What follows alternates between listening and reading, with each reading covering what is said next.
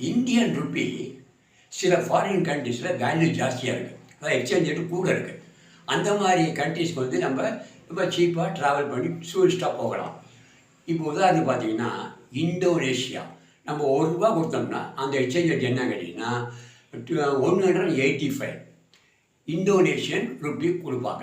அதே மாதிரி வியட்நாம், நம்ம ₹1 கொடுத்தோம்னா அவங்க வந்து 290 வியட்நாம் டாங், அந்த கண்ட்ரி கரன்சி பேர் டாங் கொடுப்பாங்க. கம்போடியாவில் ₹1 கொடுத்தா 50 கம்போடியன் ரியால் கொடுப்பாங்க.